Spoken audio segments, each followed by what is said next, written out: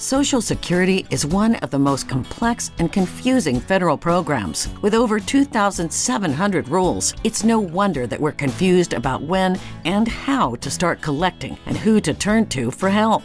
Welcome to Social Security Answers from the Experts, hosted by Martha Shedden. In this podcast series, Martha meets with professionals to provide you with the answers to questions about this most important financial decision. And now, here's your host, president and co-founder of the National Association of Registered Social Security Analysts, Martha Shedden.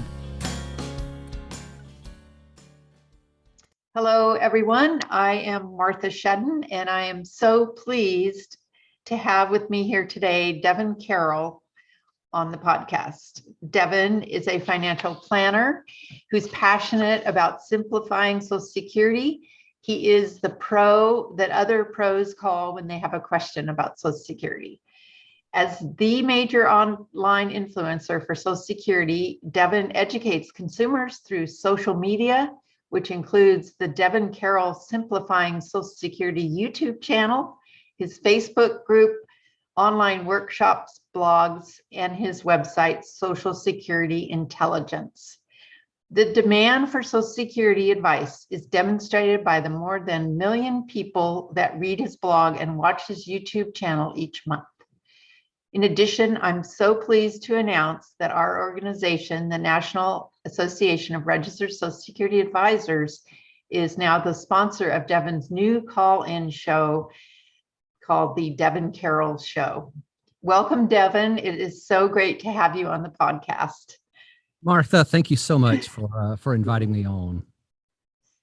So I want to start from the beginning. I know I've heard a little bit about this, but I want you to tell us your story. How did you become a financial planner, and specifically one who's so passionate about Social Security? All right, this is a bit of a long story, so I'm gonna have to cut some of it out because I don't want people dropping out on us. That's okay. I know it's a good one. So, I got my start in the financial advice business with one of the big firms that you see these firms in just about every city, and I don't want to name names. They're a decent firm for sure, but I spent about 8 years with them, and I decided to make my exit in 2010. I came to the decision in 2009, spent about a year in planning, and in 2010, I made my exit. By 2012, I finally decided, okay, the transition is over. You've moved your business over. The clients who were going to follow you have followed you. What's next? And the truth is, it wasn't a business that at that point was sustainable. It wasn't a business that had enough clients for me to run a business the way I wanted to and provide the living that I wanted to for my family. So I knew I had to do something. I just didn't know what that would be. While I'm sitting there trying to figure it out and looking at different marketing options and thinking about all these things, in my office walks a friend of mine who's an attorney. And he starts asking me a few questions about Social Security that he had heard from a speaker at a conference that he had attended. Now, this was back in 2012 when restricting an application, file and suspend, that was all in its heyday. Yeah. When he started asking me about this stuff, I had no idea what he was even talking about. Now, mind you, at that point, I'd been helping clients for nearly 10 years with retirement and planning their retirement. And yet, here he was, someone who didn't even work in my space directly, telling me some things about Social Security that I should have known. So at first, I was a little bit embarrassed. I thought, man, I should have known this stuff. But then the more I thought about it and the more I did some research into it, the more excited I became because I realized that, wait a minute. Yeah, you didn't know this. You should have known this. But guess what? No one else knows it either. There are no other financial planners out there who are helping their clients with Social Security. And so I dug in. I went back and I relearned everything I should have known about Social Security and then some. For some reason, it set a hook deep in me that, here we are now right at 10 years later, and that hook is still in me. I love studying about the nuances of Social Security, looking at the rules. And, some have called me an expert But the truth is, I'm still just a student. Never a month that passes where I'm not researching Social Security and I come across some rule, some provision, and I think, no way. How have I missed this for 10 years? Mhm. So I'm constantly learning this stuff. And then as I learn, I share it with my audience on the YouTube channel or on my blog, Social Security Intelligence. And I'm very happy now to be able to share that with the people who are members of the National Association of Registered Social Security Advisors. And, I can't wait to get that jump started and jump in there and get this thing moving. Well, we're certainly glad you're with us on that. Do you hear of claiming decisions in your call-in shows, which is relatively new, and I know a lot of people contact you. Do you hear of decisions that people have come to regret in regards to their Social Security, and what can they do about these claiming decision regrets? So, yeah, I do hear a lot of people who have made mistakes, some which are easy to correct, some which it's too late to correct. And what I like about the call-in show, as opposed to YouTube, I don't know how many comments I get every day in the YouTube channel, but it's a lot, and it's certainly more than I can keep up with. Mhm. In addition to the YouTube channel, we have the Facebook group that now it's getting close to 18,000 members. And so, there's just no way I can keep up with that, but I get to see what a lot of people are thinking. But what I really like about the call-in show is more than see it, I get to talk to them. And it's with those individuals that I really get some of the details to find out what went wrong and why it went wrong. So, a lot of times you'll find people that filed for benefits because they thought they weren't going to go back to work, and then they did. And the earnings limit kicks in if they're under full retirement age. You'll find people that filed for benefits because they were just given bad information. Mhm.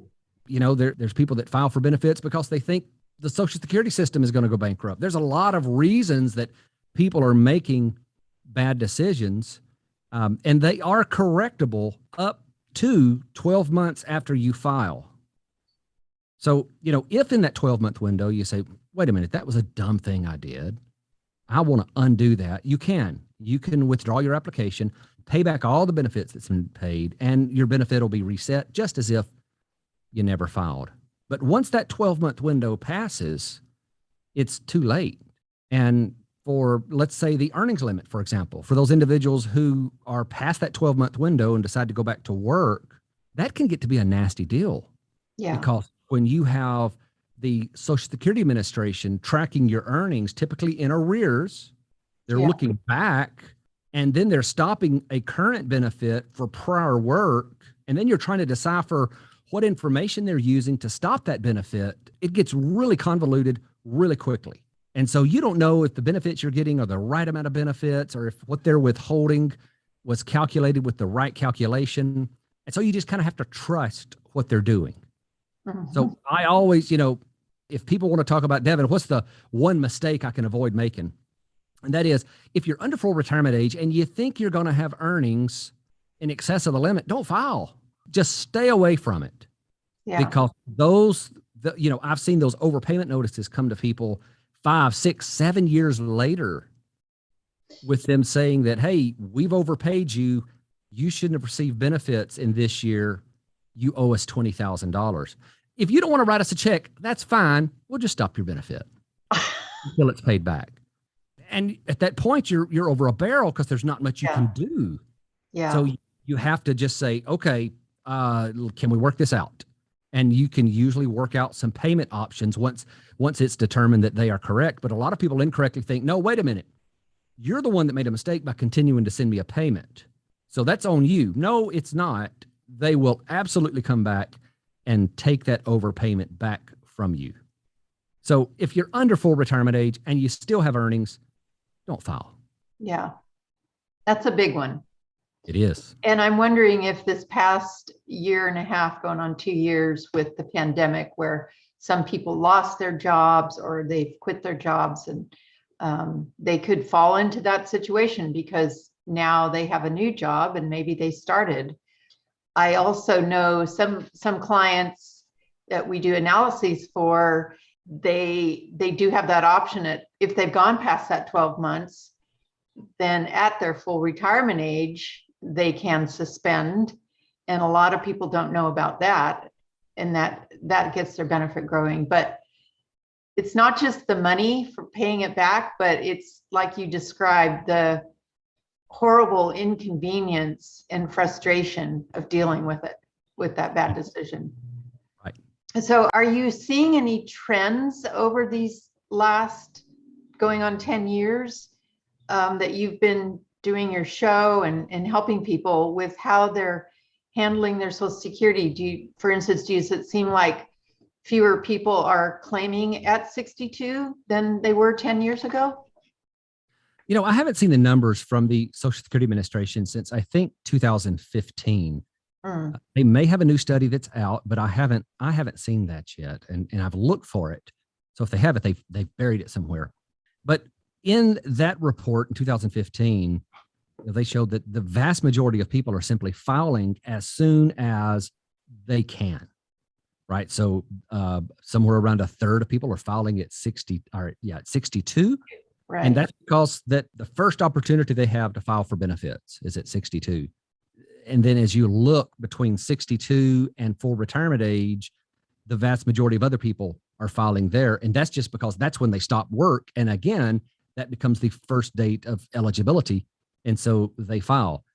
I do think, though, that one of the trends we're seeing is that people are getting more educated.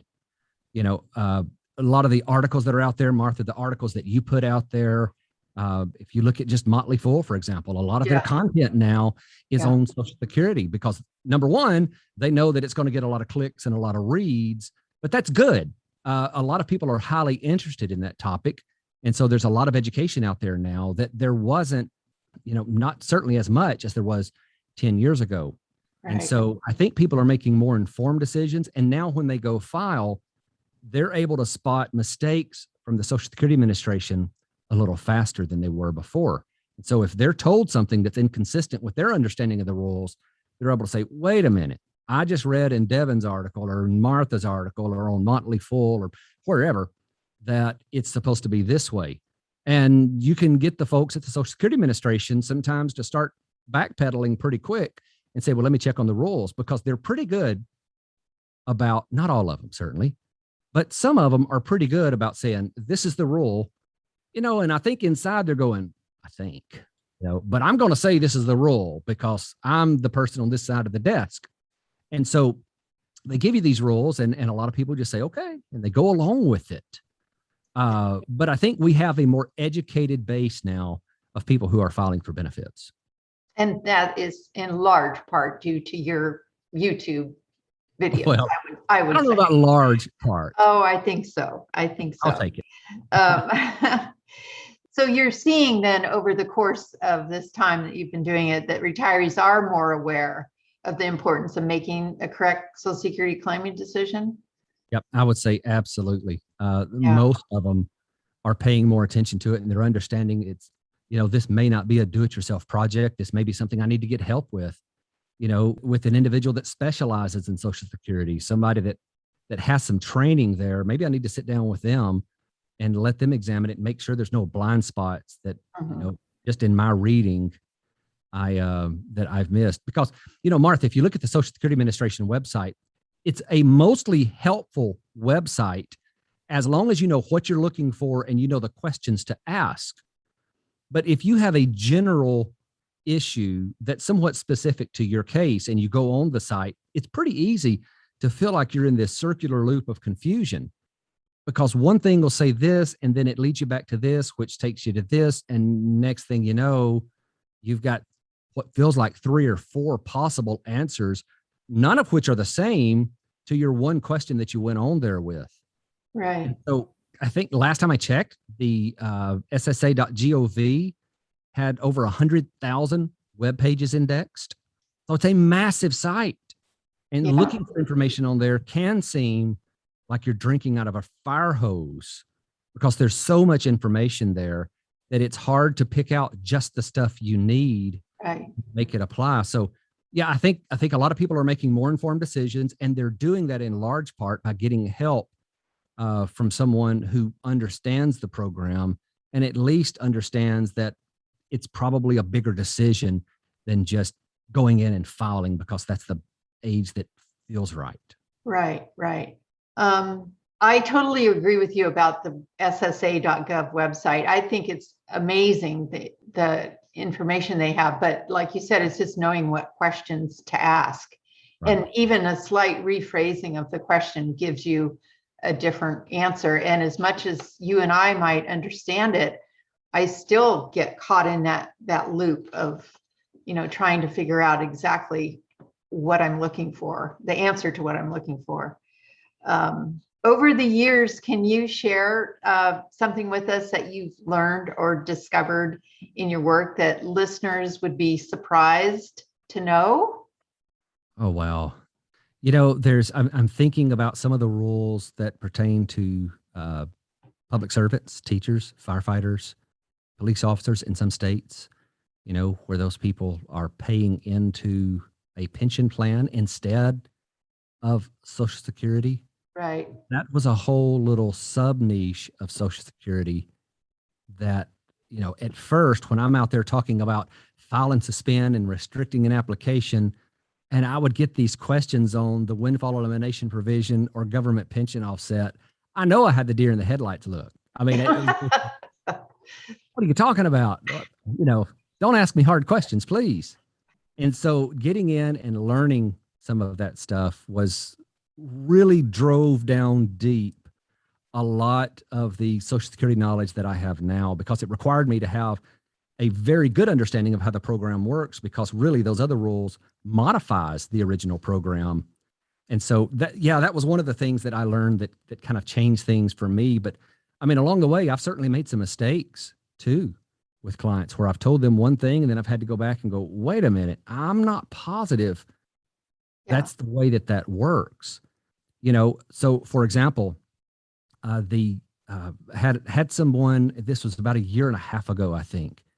And this was one of those discoveries that I made that we were talking about a moment ago, and why I still consider myself a student of Social Security and not an expert, because I'll come across these things and all of a sudden I'll realize that, wait a minute, no, there's no way it's been this way. So I was looking at the monthly earnings test. Now, the monthly earnings test begins to apply, generally speaking, in the grace year, which is generally the first year of retirement. All right. Now, for self-employed people, there is an additional test of hours spent in the business. Now, what I did not know was that I thought the hours spent in the business applied to the full duration of the earnings test. So all the way from 62 all the way up to their full retirement age.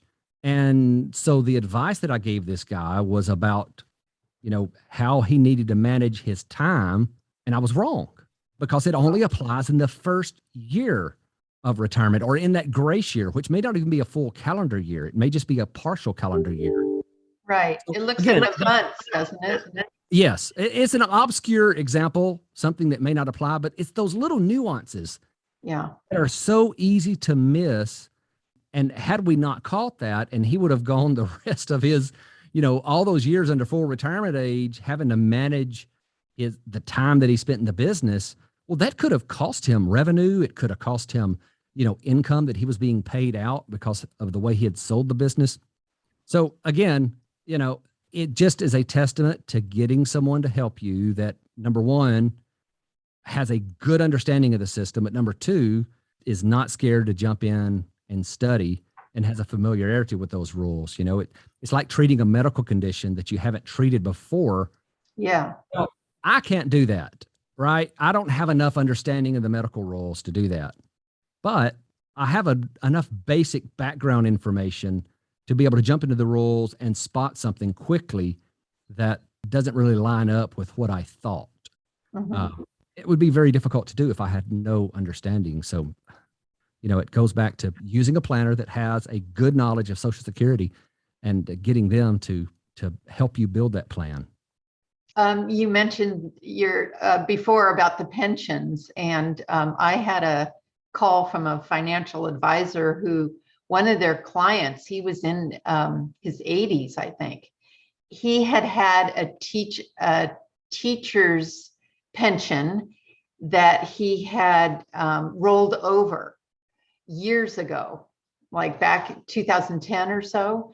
And the rollover it should have counted against his as a lump sum on his Social Security.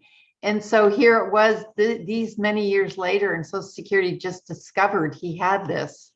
And talk about the repayment he was going to be faced with.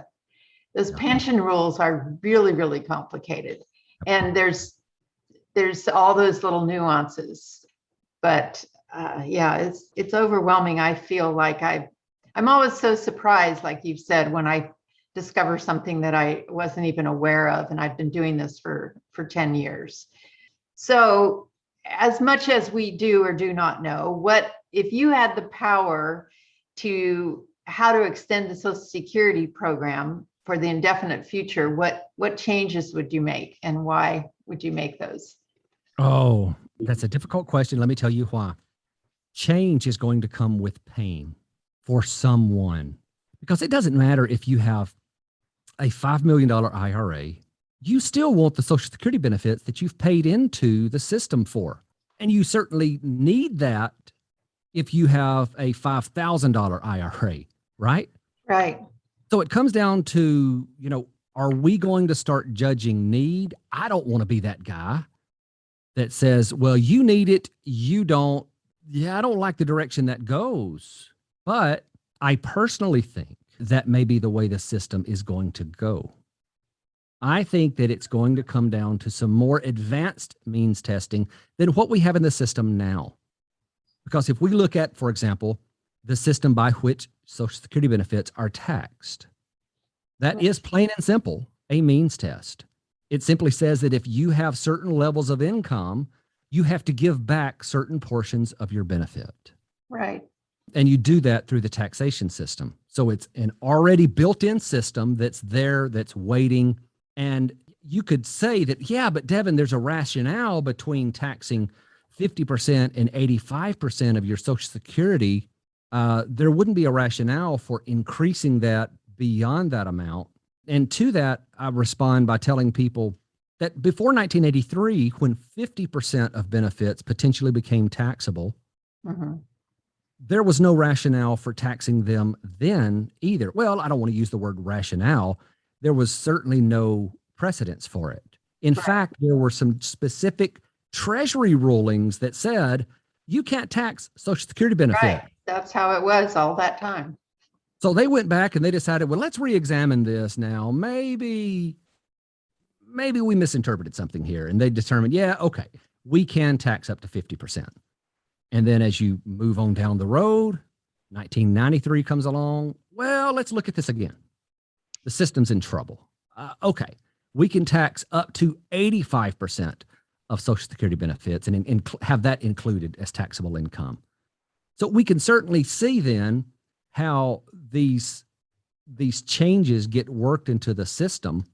I really don't know what the final solution is going to be. I really don't. But I cannot foresee individuals with high levels of income and high savings amount continuing to receive Social Security benefits in the future. Now, I'm not saying I think that's right, because frankly, I don't. I think that if you've paid in the tax, then you should be able to receive a benefit.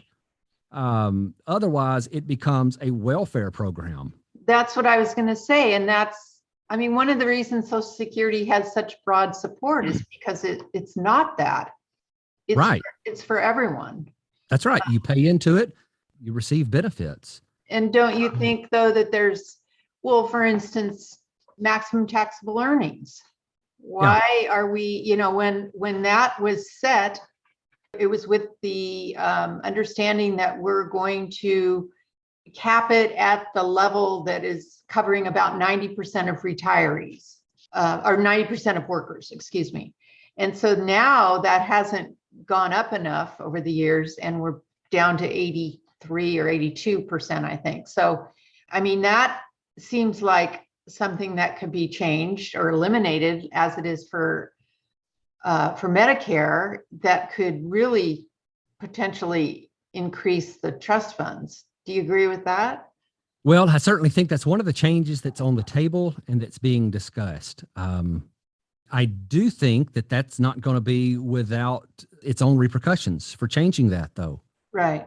You know, if we think through this for a minute, right now, the Social Security formula works in that, you know, for anything below the first bin point, you get 90% credit to your benefit. For amounts between the first and second, you get 32%. And then for amounts over the second bin point, you get 15% credited to your benefit amount. So what I have seen in multiple research papers is looking at the various options. If we increase the maximum taxable earnings, Okay. what do we do with those earnings? Do we credit those to their future Social Security benefit? Or do we just say, sorry, you've lost that money? Because you're saying that additional money is only at the 15%. Right. And so do we leave that 15% multiplier in place? Do we add another multiplier that's 5%? Or do we just say you don't get anything in return, which also, frankly, goes back and violates the entire intent of the system if you're making people pay in taxes and they're receiving no benefit for it. Right. So then we have to look at, okay, so how long does that actually extend the longevity of Social Security if we continue giving credit for those earnings? And the answer is not very far. You know, one of the more popular proposals that I've seen is to have this donut hole approach. Right.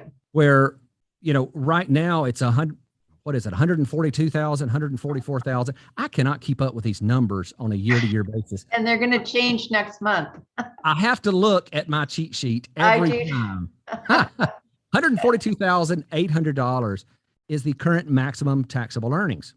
And so for anything above that, currently, you're not paying the Social Security portion of your FICA taxes on that. Right.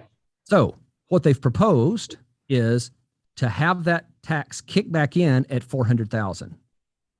And so, for example, if that was in place this year, you would pay tax up to $142,000, and then there'd be no tax up to $400,000, and then at $400,000 and above, it would kick back in, and you'd start paying tax on that amount. But this first bracket is set up to increase based on the average wage index. So as the nation's wages change, and generally that's going to go up 3 to 4% per year. And eventually you would get to the point, I think it'd take about 23, 24 years to where both of those would be level and all earnings would be subject to the FICA tax. And does that proposal for the 400,000 with the donut hole, does that involve any recalculation of the PIA, the primary insurance amount, those bend points? I haven't seen that it does. Well, so there's a few different, that's the one thing they haven't worked out with that. And so I believe it was the Congressional Budget Office, or maybe it was the Federation of American Scientists with their Congressional Research Service reports that they put out. I'm pretty sure that's who did do the analysis on that donut hole. And what they found was that if they leave the current system in place and they just say, you know, if you pay taxes, we're going to give you credit just as the system is designed now, that adding the donut hole approach would extend the longevity of the trust fund by about 4 years. That's not very much. It's not, but it does sound fantastic for headlines. It sounds great that we're making them pay their fair share, but it really doesn't do anything. And so we've got to have more than Band-Aids, and we've got to have more than these little approaches that don't really fix anything. Yeah. We've got to come back and have meaningful reform. And again, it goes back to what I said at the beginning when you asked me the question. Meaningful reform is going to come with pain for someone. So I struggle, frankly, Martha, with what do I tell my clients who are 50 and below about Social Security? You know, I don't want to be a Pollyanna about this. I don't want to say you have nothing to worry about. Social Security system has always been here and it will always be here in the future. I'm not so sure that's accurate. If you look at your Social Security statement, it clearly says that Congress has changed their laws before and reserves the right to do so in the future. Mm-hmm.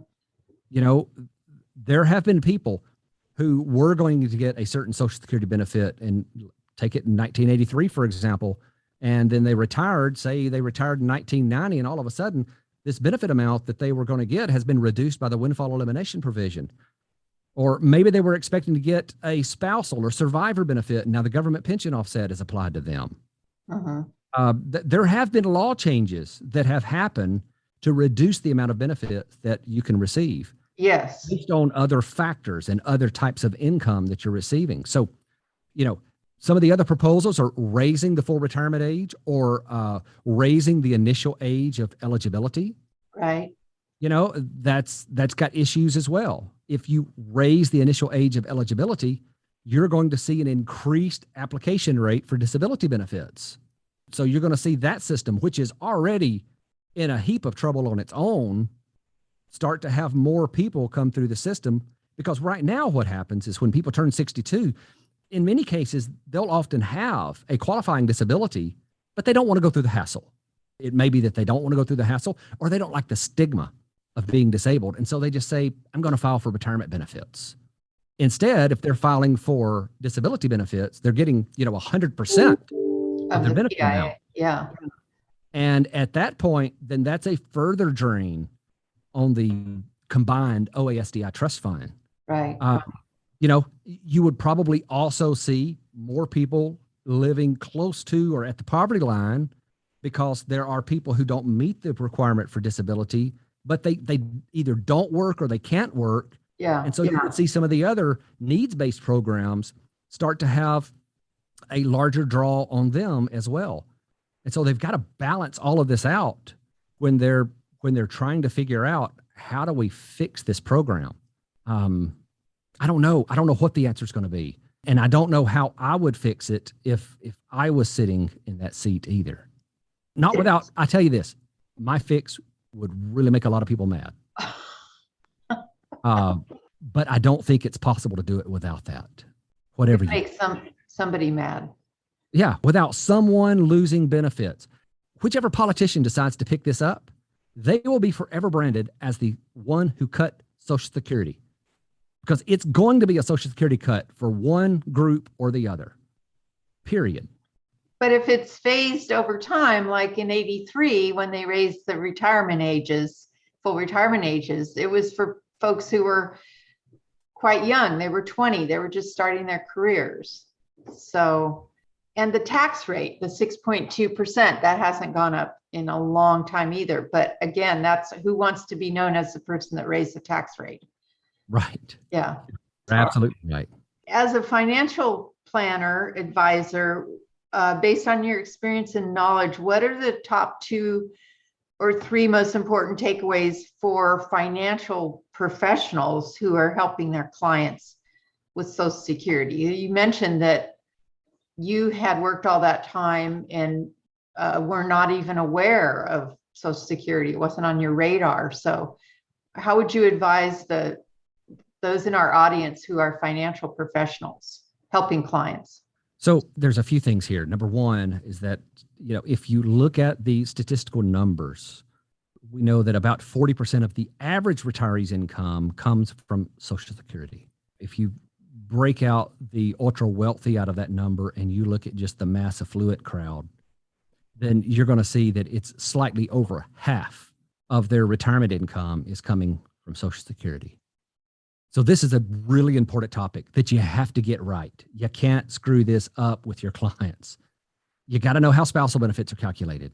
And you can't just have this, you get half of the higher earning spouse's full retirement age benefit. And that's not the way it works.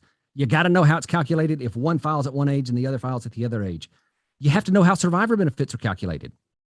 You've got to know how the widow's limit works. You've got to understand what happens if one spouse files early. How does that impact the other spouse? And just a quick side note on that widow's limit. I've seen multiple cases where a surviving spouse will limit out under the widow's limit, the retirement income benefit limitation rule. They will limit out at around 63 years old, and yet they've continued to delay their Social Security decision because they think their benefit is increasing, and it's not. It stopped increasing at 63 because of that rule that says that you're going to receive the higher of the amount they were receiving, or 82.5% of their benefit amount. So that's one of the important things that you have to know. So you got to know spousal benefits, you got to know survivor benefits, because if you're building retirement plans and you don't fully understand all of the income streams and how they'll be affected under different scenarios, you've got an incomplete plan. So you got to have a knowledge of how to do that. And then two, there's some client retention notes here that should be paid attention to. Once I got into Social Security, I certainly didn't start trying to pick off client from my peers locally, but I didn't have to locally. Yeah. Because as my audience started to figure out, getting help with retirement planning was not a local problem like it would be if I needed to get my sink fixed or my air conditioner fixed. Those are local problems I have to have somebody come in for. They figured out pretty quickly that, hey, I can engage this guy on the phone. He has a deep understanding of Social Security. And unfortunately, there were some advisors out there that lost clients, not because I threw them under the bus, it's just simply because I understood Social Security and how it would work in their overall plan, and they didn't. Yeah. So if you want to retain clients and deepen the value, your relationship that you offer them, you need to understand how all of this works, period. Well said. I couldn't agree more. And a footnote to that, as a woman, I know I've heard a statistic too, how a huge amount, I think it's 70% of women whose husbands die or they divorce, they change advisors. Yeah. So it's pay attention. If you work with couples, pay attention to both of them. Right. And Martha, I would think at this point, I would hope that most advisors get that they're not, ignoring the woman. And let me just talk to the man while we're here. yeah. Yeah, that's a recipe for going home and the wife to start laying in some seeds of, we need to move. Yeah. And the funny thing is, though, a lot of my top relationships are driven by women. Yeah. They're the ones that are curious. They have the questions. Yeah. They're not driven by the men. It's driven by the women, and the guys are off doing whatever it is they do. And they're the ones coming to my office. They're the ones who understand what the filing strategy needs to be. If I was ignoring those people, I know that that relationship would stop quickly, because they wouldn't have it. Yeah. But I would say back to, while we're talking about the differences in genders here, back to Social Security, there's lots of statistics out there that talk about what kind of wealth that the women control. And just my own experience, just as I was saying just now, most of my largest relationships are driven by the woman of the house. But statistically, Social Security is more important to women than it is to men.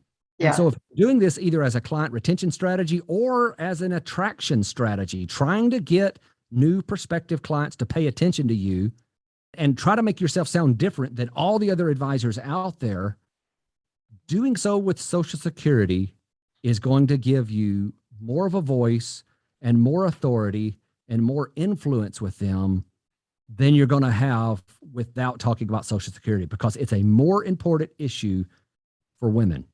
Yeah, I couldn't agree more.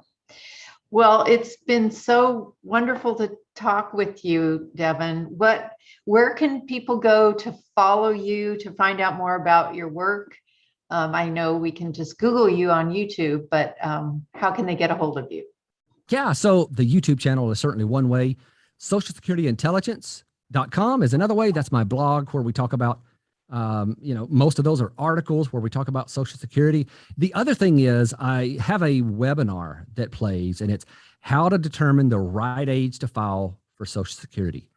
This, out of all of the questions I get, this is the question I get more often than any of them. And so I decided, okay, I'm going to build this webinar and just put it out there to help as many people as I can. And it goes through the 10 factors that you need to think about. And I tell people that I'll bet there's at least 2 or 3 of those factors that you had not thought about before you watch this webinar. Because we talk about things like the spousal issues. We talk about taxation and with your other assets and other income. There's all of these things that you have to put in the hopper to think about before you make that filing decision. And so that webinar, it's about 45 minutes long. So you're going to have some time to really go through it, but it is valuable and it's free. There's no charge for it. And that's on your website, Devin? So you can go to just devincarroll.com, and that's Carroll, Carroll, because so many people either put one R or one L in there. But devincarroll.com, and right there, generally on the home page, you'll see a spot where you can reserve a seat for that upcoming webinar. Okay.